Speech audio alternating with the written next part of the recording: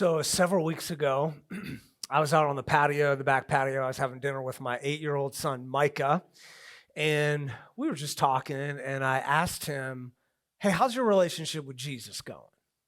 He's 8 years old, and he said, 9.5. And I was like, I didn't expect you to give me a number, but that's great. And that's awesome. I'm really proud of you. That's great that your number's so high. And then we just began to chat a little bit more. I think we talked about Pokemon or something like that. And then after dinner, we went in the backyard and we started playing catch. I threw him the baseball. He caught it, and then he paused, and he came up to me and he said, Dad, the reason it's not a 10 is because I can't see him, but I know. And so actually, I don't know, but I believe. If you are a first timer with us today, or maybe you haven't been in church for quite some time, you picked a great day to come back because we're starting a brand new series today called Permission to Doubt. Mark chapter 9, Jesus had an encounter which was quite extraordinary. I want to read this encounter with you.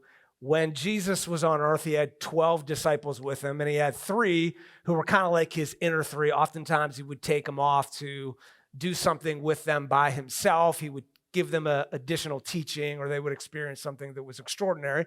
And this was one of those moments where Mark writes, after 6 days, Jesus took Peter, James, and John with him and led them up a high mountain where they were all alone. And sometimes it's just good to get out of town and up on a mountainside where you can just kind of exhale a little bit. Right? Maybe reconnect with God. Some of you have had those experiences. We'll call them mountaintop experiences. Maybe it was a conference or a retreat. Maybe it was you got outside in nature and you had a moment of refreshment where your doubts got smaller with God and your belief in God got bigger. And they had this extraordinary experience where Jesus was transfigured before them. His clothes became dazzling white, whiter than anyone in the world could bleach them.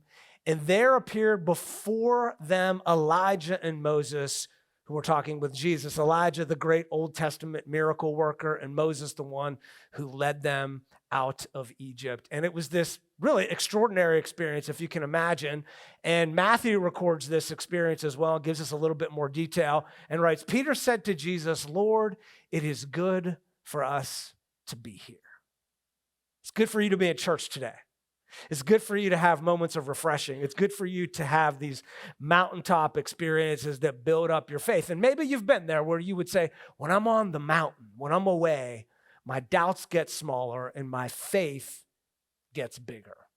When I was growing up, I used to go to a retreat center. If you've been around here for years, you've probably heard me tell you this story, but it was called Jamonville Retreat Center, which was just about an hour or so south of Pittsburgh. And it was great because you got away from all of the mire and the dirt and the difficulties of home, and you got away and you got to reconnect with God. And we would go up on this mountain where this massive cross was. You could see it from miles away. And we would do like praise and worship around the cross. And it was just a really, really good time. And it built up my faith. I needed those mountaintop experiences like our kids need to get away and go on retreats and do mission trips to kind of build up their faith. This is such an important place for me growing up that I decided to propose to my wife, Jen, right at the foot of the cross. Now, this wasn't live. This was a reenactment.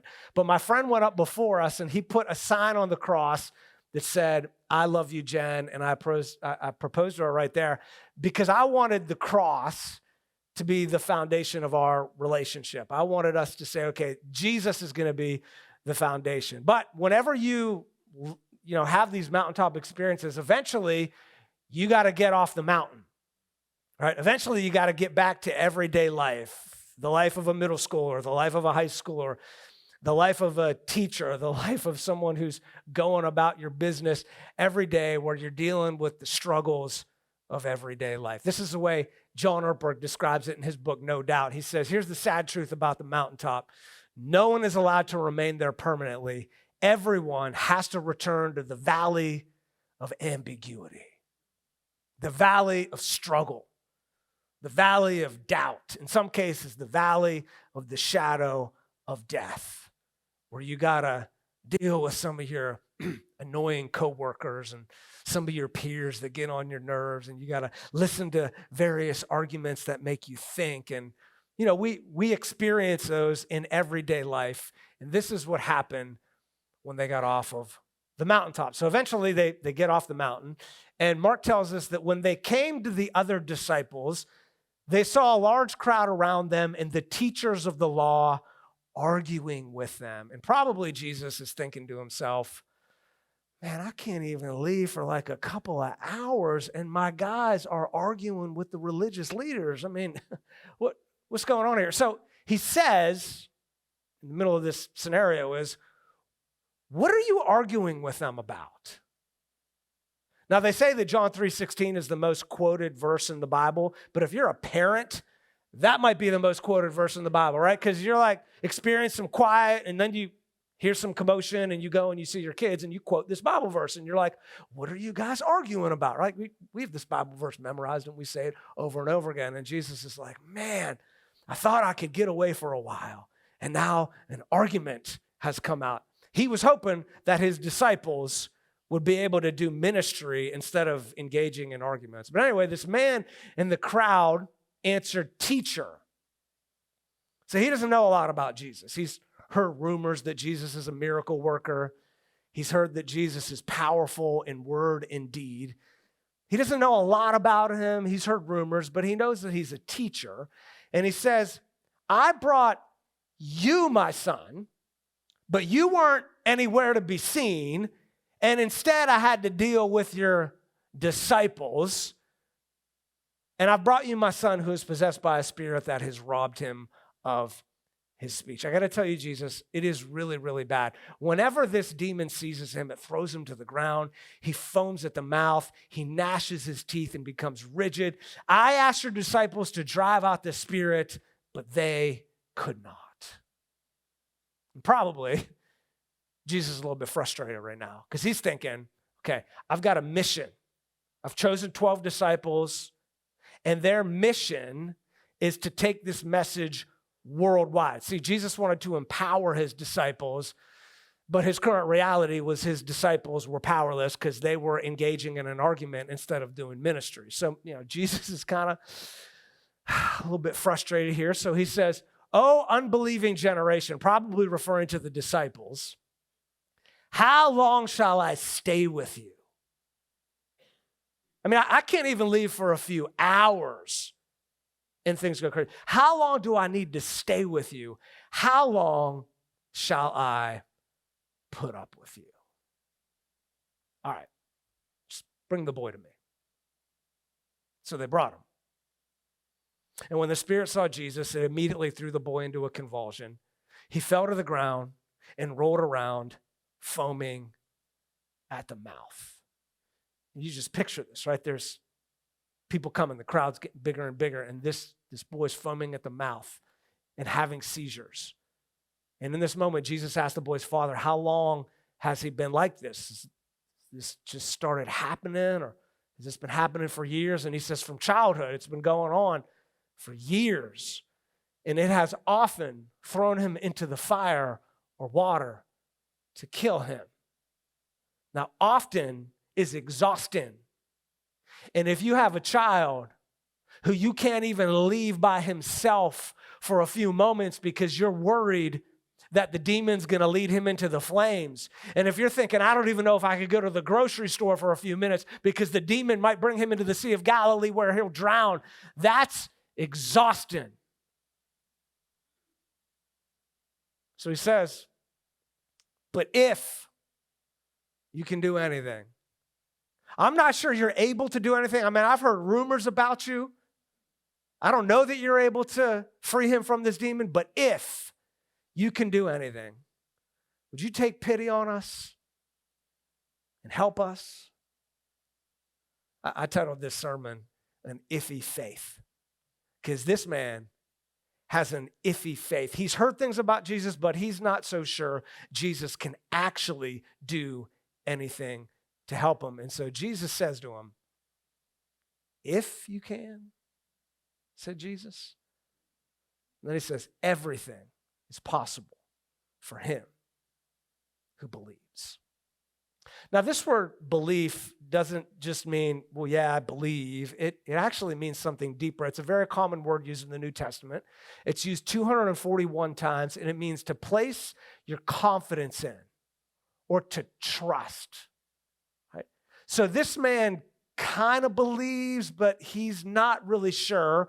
And so he says this prayer that I think is one of the best prayers in the entire New Testament. And I'm going to encourage you to say this prayer. This is so good. He says to Jesus, okay, I do believe, but would you help me overcome my unbelief?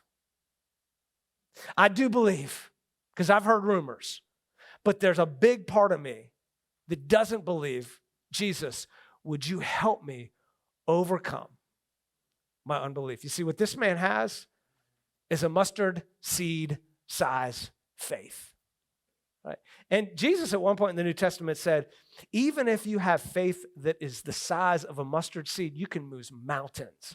Now, I just want to show you how small a mustard seed is. I can't even get one seed out because they're so little. Can we just kind of zoom in real quick so you guys could get an idea? Can you guys see that all the way in the back? I mean, that is a small seed. And this man takes his itty bitty amount of faith, which is all Jesus needs, and says, I'm going to bring my boy to Jesus in hopes that he'll heal him. See, this man was a mixture of unbelief as well as belief. I love what John Ortberg says in his book, No Doubt. He says, can we stop separating people into two camps? Those who doubt and those who have faith? Most people I know, myself included, are a mixture of the two. And maybe you're here today and you're like, you know what? I've had my mountain moment. My faith in God is at a 9.5. Others of you may say, I'm really struggling right now. My faith is closer to a 2 or a 3. Maybe you're here and you're not even sure you believe in God. But isn't it true? Isn't it true that often we're a mixture? And one day it seems like we're high in faith, and then the next moment it seems like we're low.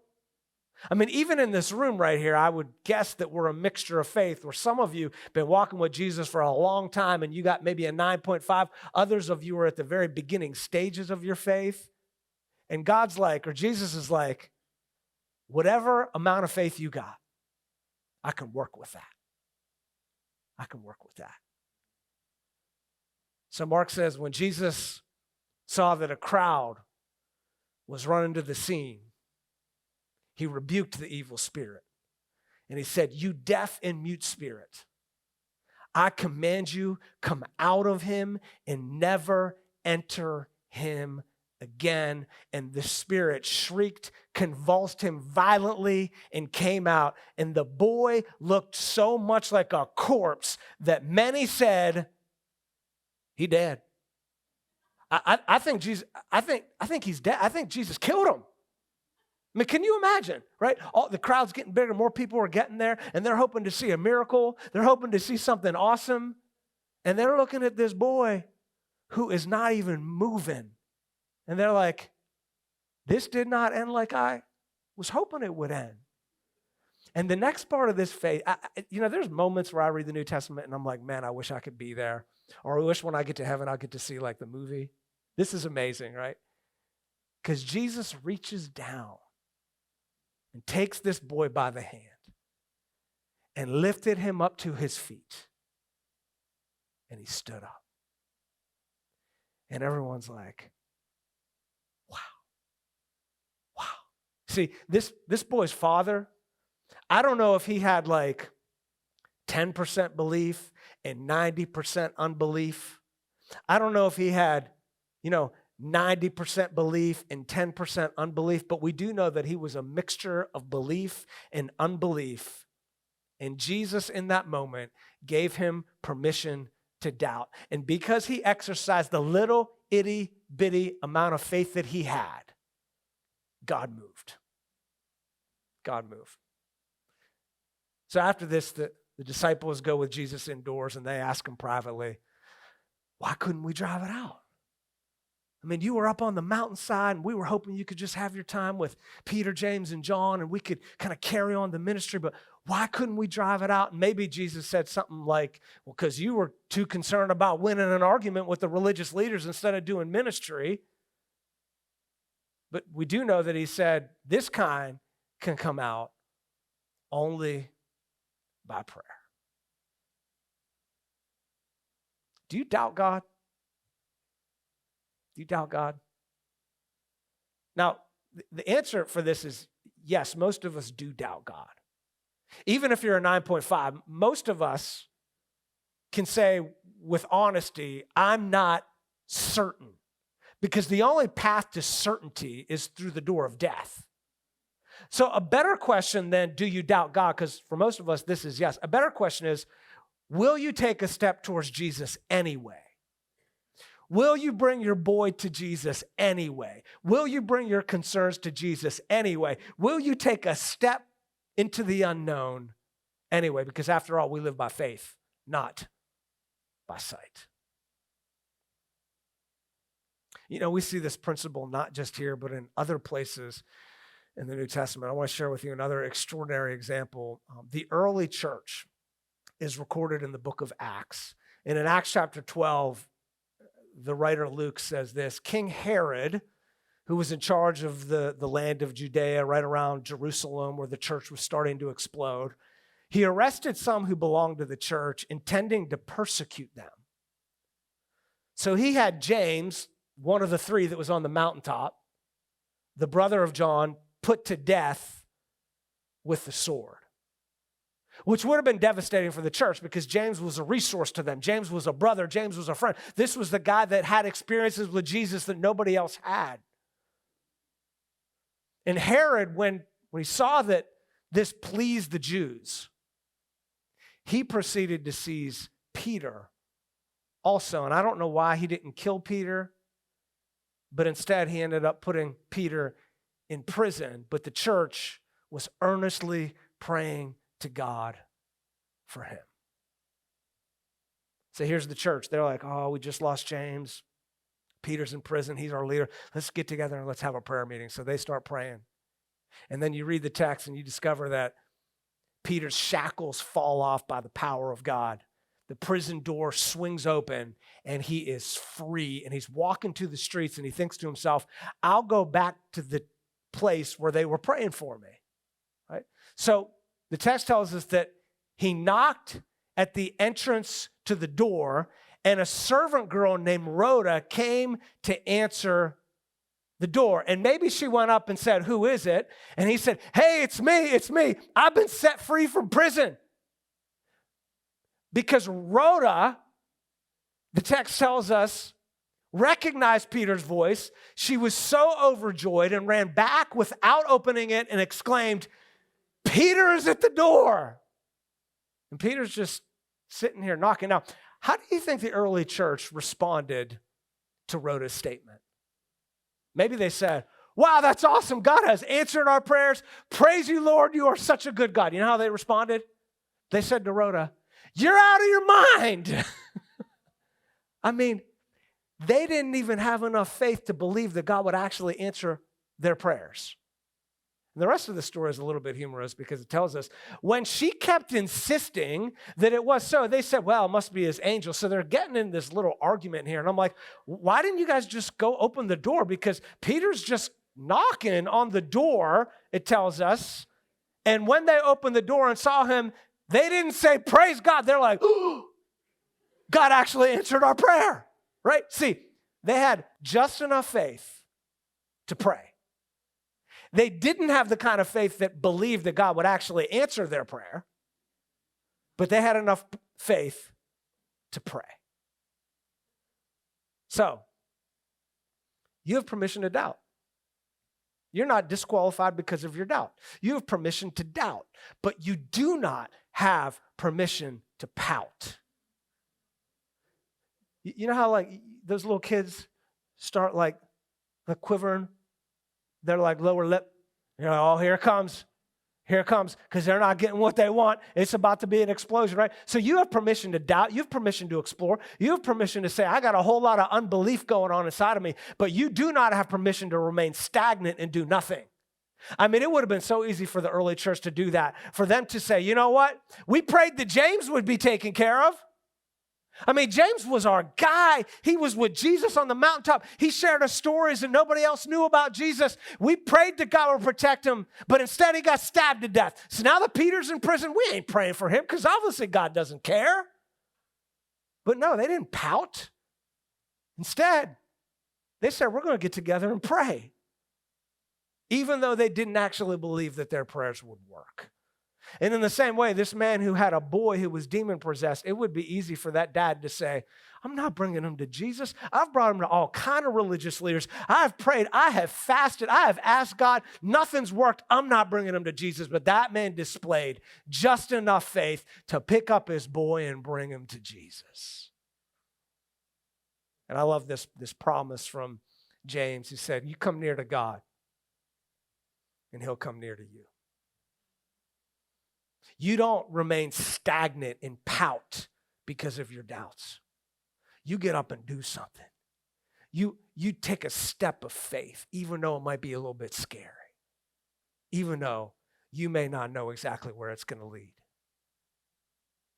Now, you might be here today, and we have people in our church who, again, are all kinds of different places in their journey. And you might be here and you're like, I don't really struggle with doubt at all. I've worked through my doubts, and my confidence in God is at an all-time high. And if that's the case, praise God for that.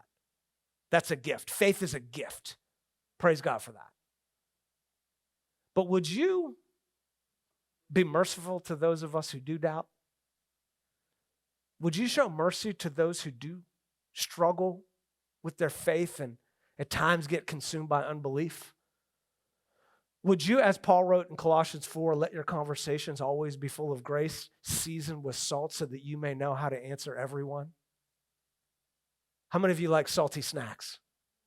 So my wife, she'll go to Sam's Club and she'll get a thing of almonds, like a big thing of almonds or a big thing of cashew, and I'll go inside the pantry and I'll grab a whole handful of them and I'll be like, and I don't want any more because they're salt-free.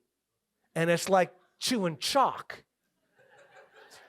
But you put a bag of salty cashews in that pantry, they're not going to last 10 minutes. I'm going to keep coming back for that salt. So he says, let your conversations always be full of salt and grace. You've been in a conversation with people before where you're like, I can only take this guy for like 5 minutes because it's not salty. It's like chewing on chalk. Get me out of here. And you've been on other conversations with people who are full of grace, and you're like, I want to keep on having conversation with that person because they listen and they seek to understand and not simply to be understood, and they ask good questions, and they have given me permission to doubt and permission to explore. I love this quote from Joseph Joubert, who's a French philosopher from the 1700s. He says, it is better to debate a question without settling it than to settle a question without debating it.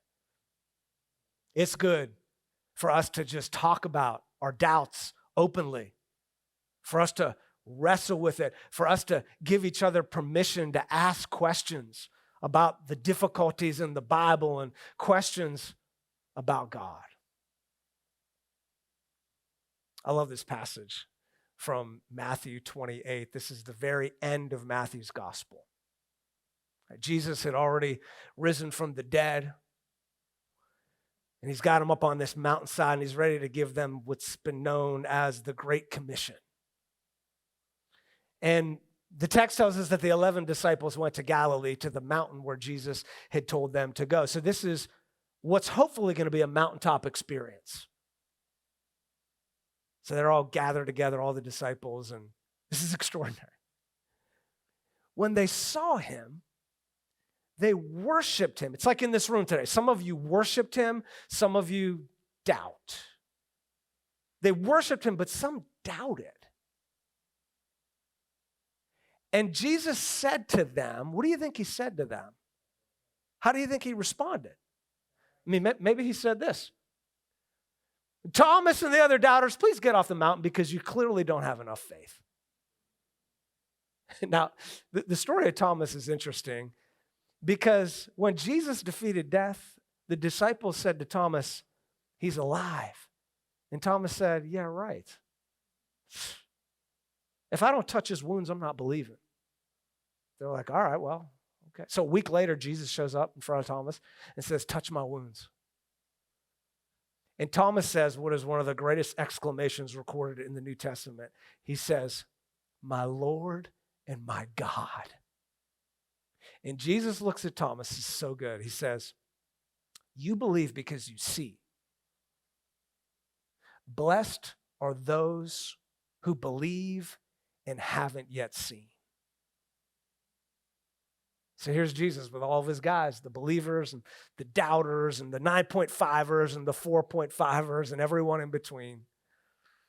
And he's up on this mountain overlooking the Sea of Galilee and the town of Nazareth, perhaps. And he gives them this commission, this mixed multitude. And he says, go and make disciples of all the nations. And they're like, all the nations? We don't really leave this little land called Palestine. You're going to reach people of all the nations. Go and make disciples of all the nations, baptizing them in the name of the Father and the Son and the Holy Spirit, and teaching them to obey everything I have commanded you. And surely I will be with you always till the end of the age.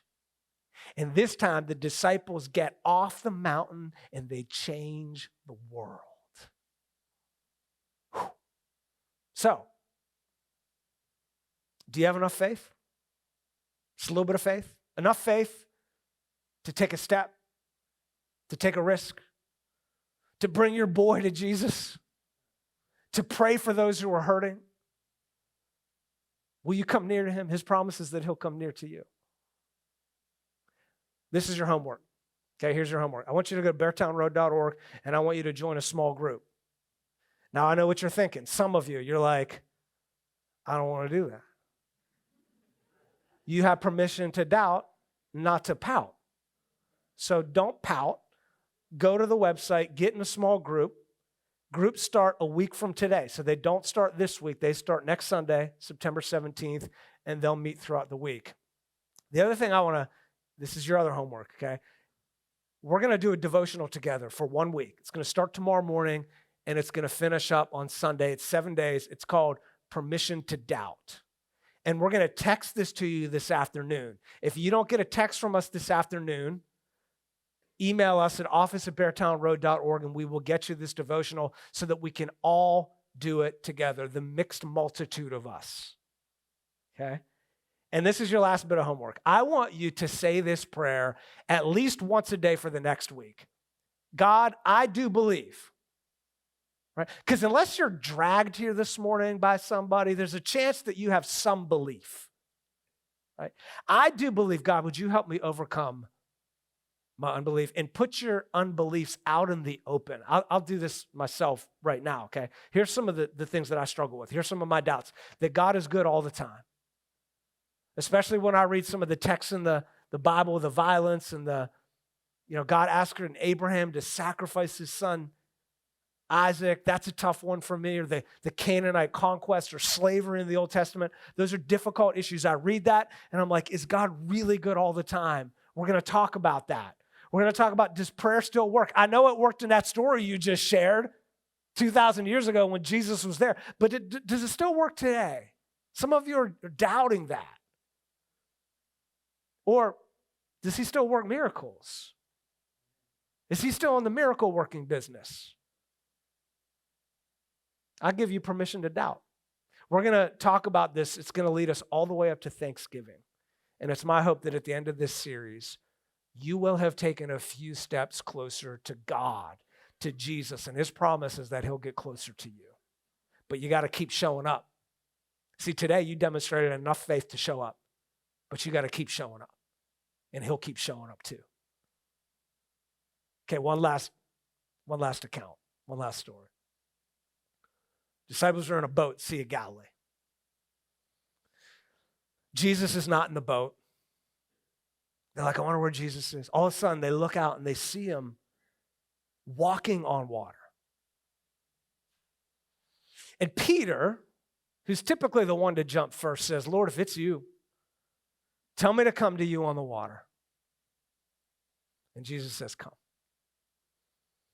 Take a step of faith and take another step towards me. So he comes, Peter got down out of the boat and he walked on the water and came towards Jesus. Now let's just pause right here. Think about this. He got to walk on water because he was willing to take a step of faith. Now, it doesn't end real well for him because when he saw the wind, he was afraid, which happens to us a lot. We see the wind and we see the struggles and we see the numbers and we see the relationships and we're like, right? And then we start to sink, but he cried out, Lord Jesus, save me, save me. And because he's there to pick you up when you take a step of faith, and even if you fall, immediately Jesus reached out his hand and he caught him and he said, you of little faith. And maybe Peter thought to himself, well, at least I got a little bit of faith instead of these other 11 yahoos who just got stuck in the boat. And then Jesus looks at him and he says, why'd you doubt? Let's talk about this. Let's lay it on the table. Why'd you doubt? And that's the question he wants to ask you today and me today. Why do we doubt? Why do we struggle? I give you permission to doubt. And the question isn't, do you doubt? Because it's probably a yes. The question, the most important question that the pages of the New Testament ask over and over and over. Again, this is the most important question you'll ever ask yourself. Will you follow Jesus? Will you take a step of faith? Will you take your little itty bitty mustard seed size faith? And will you take a step towards him?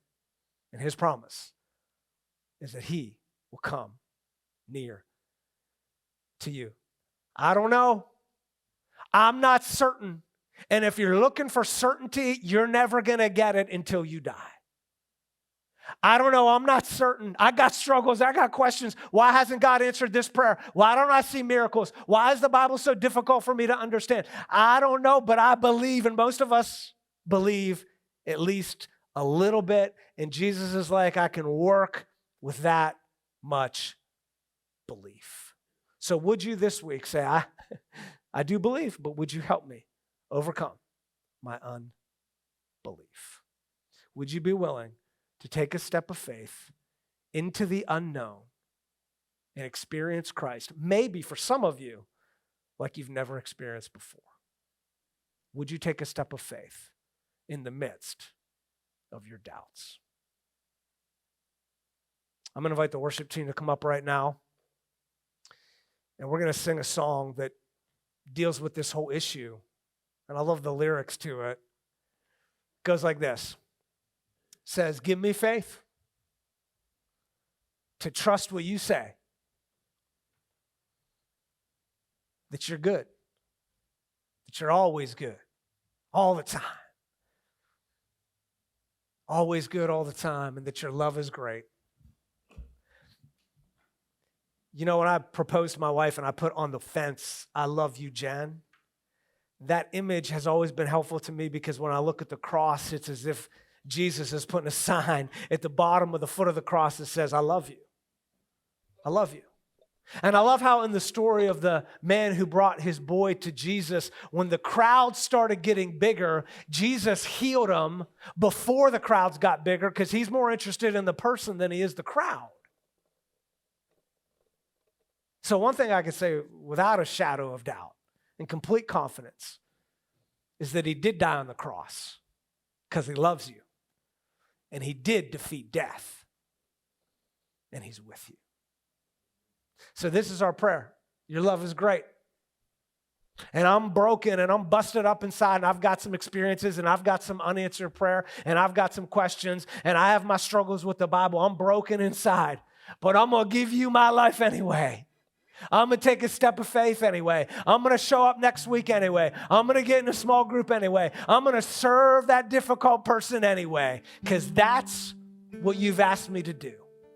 I'm going to take a step of faith closer to you, and I'm going to believe the promise that you are going to get closer to me.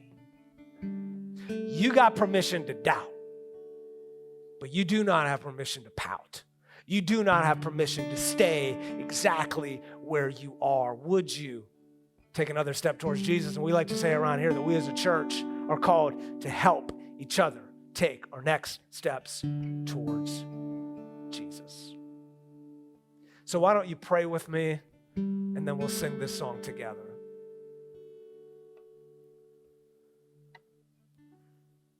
I want to give you about 30 seconds to just be silent before the Lord. Think about your doubts, think about your unbelief, and ask God to give you the strength to pursue him anyway.